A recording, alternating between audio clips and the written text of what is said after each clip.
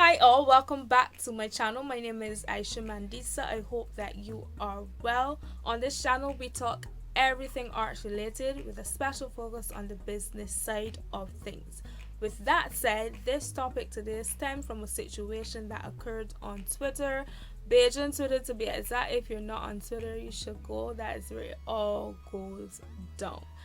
Nonetheless, the situation was not a very nice situation. To paint the picture for you, what happened was that a customer was inquiring about the arrival of her produce, and she reached out to the business owner on Twitter. I guess because she was trying to contact him. Otherwise, I'm not specifically sure. However, he was tweeting and she did not get a response. But she was like, okay, let me take the opportunity. No, if you are tweeting and this is how I can see you or hear from you, let me ask you about it here. And in all caps, she wrote what she had to write. And unfortunately, the response to her from the business owner was very distasteful to say the least. He apologized after, but unfortunately, the damage was already done.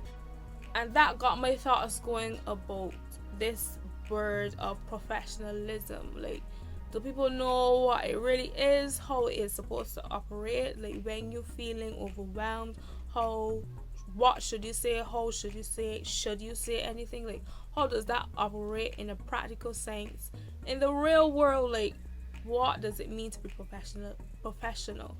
And I don't think it is just, you just dressing up and having perfect grammar. It is a bit more complex than that. You have to understand yourself, understand the situation, understand the culture of the situation, understand the nature of the individual, understand what you stand for as a business, what your brand is, what are your core values, and that ecosystem is what informs how you react to certain situations. So personally, he definitely could have dealt with it in a better way, like a much better way. I would rather say nothing and reach out and apologize than respond in the way that he did. I won't even bother to mention what was said. He did put an apology, as I said, but the damage already done and people weren't really feeling it. And because it is such a direct way of communication, like, you had a lot of other people weighing in on the situation, which spreaded it more for the better or the worse, who knows. But yes, that was the situation. So professionalism was lacking there, and much like him and other people, they don't know what it is or how you're supposed to act is. And it's more than, as I said, just dressing up and speaking properly and arriving on time. Customer service has to be on point. And for many of us entrepreneurs and artists, we have to balance both ends, where we are the ones either providing the service or creating the product, and then having to switch over to dealing with all types of personalities. And yes, you have the arrogant, the miserable, the just spoiled, want it their way, the difficult, and there's nothing you can do about that from there. And you can't change the person. You have to know to manage the situations and the personalities. I personally haven't had to deal with any person who was like downright rude and disrespectful. I've had difficult people to deal with, and when it's a difficult, like, they want it done their way and only their way, or a specific something, a specific, yeah. And you have to learn to manage that, and it's not about what you want either. That's definitely why I had to be like, okay, it is a joint project. It's a two-way street. It's not about how I think it should be done all the time. There's a way to sliding, but I think you should do this, just to try to sway them. But at the end of the day, it is not only about you. And customer service means communication, and let me tell you, effective communication is not easy. I don't know what possessed me to think that it was easy, but it is not easy. It is not a simple process. There's so many variables to consider when it is time to communicate, and the intention behind the communication is what should inform what you are about to say. For example, if you want that at the end of the day you're still able to make a sale, obviously you can't be out there blasting the person and degrading the person and being disrespectful. you may have to bite your tongue, put down the phone, walk away from the computer before replying to that email, take a deep breath, practice the pause. But you definitely cannot be out there doing the most if you still want to convert this transaction. And for me, what helps is one, the pause, as I mentioned before, and having someone in the middle to filter the situation.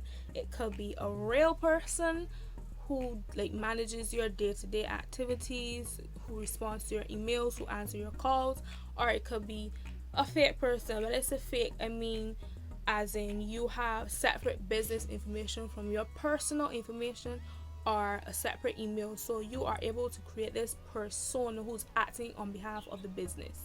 And that's something that works for time. Obviously, we here in Barbados, we are very small and everybody knows somebody, so people like to jump the ladders and go straight to the person directly. But where you can and you are able to create this persona behind the screen, where you can control and manage the situation better and remove all of that emotional attachment to the situation, I find that helps a lot. So if you know you are an entrepreneur and you do not have separate contact information, I suggest you seek to do that, because the bigger you grow, the more weirdos will come, the more strange characters will approach you, and some people just like to take advantage of a situation, and best believe they will come at some point. And unfortunately, we as humans, if you do 20 things correct and the 21st and the 22nd is wrong, we are more likely to remember the 21st and the 22nd situation. So having that separate information so you can create the persona behind the screen will help a lot. Having an actual person to help who is better at it than you. They must be better at it than you. You do not want somebody that you have to consistently micromanage and tell them, oh, but that is not the way, that's not how I would have done it. Don't just have any old person that okay, like you tell a friend, come and do this to me, or you tell a family member. They must be able to act on your behalf better than you. The other thing I would do is to try to off balance logic and emotion. Logic meaning put reason before how you feel about the situation. So I am definitely not a highly emotive person, and sometimes it is too much of not having enough emotion, but that helps because I'm very direct. Some people say I'm dry, I am too sharp, but it works to my benefit because there is not much left to be misinterpreted, and it gets the job done. In certain situations, I could admit that you could be a little more empathetic, you could have a little more emotion towards the situation and be more understanding. That takes time, but for now my system works. So if you're not a person who can put the emotions aside and deal with what the situation is rather than how you feel about the situation, you may want to work on that, and it will help in the long run, because for many of us, we expect people to treat us how we treat them, and anything that happens outside of that throws us off. But you have to be thick-skinned in this thing. You cannot be feeling personally attacked by every situation, or you will drown real quick. Real quick. People are mean for absolutely no reason. They just are mean, and it has nothing to do with you. So once you start taking all this personal stuff and taking it to heart, it will break you. And to prevent that, you have to know, okay, let me just put logic in this situation, put my emotions aside for now, and try to get better at balancing them. You still need some of it, because some situations are just require you to have some sort of humanness about it, so that you don't come across as only money focused or only focused on the business. You have to have some sort of human element, more so than ever. So yeah, that's the other thing I would suggest. Also, apart from bettering yourself, just not having a big ego, being humble, two big H's, being humble and the whole. You could have the best intentions in the world, But one thing I learned for sure is that your delivery, your behavior can diminish the message. So you're trying to get a message across, but you're always, on the attack and loud and boisterous and in people's face. Like, as much as your message might have value, it is not diminished because all people see is crazy. All people see is all of this happening and the loud, and it is not cute. And that is what they will remember, because we focus on the surface rather than the fact that maybe this client was rude, maybe this client did come at you wrong. And until that is, balanced out in certain cases, you have to protect yourself, protect your image, protect your branding.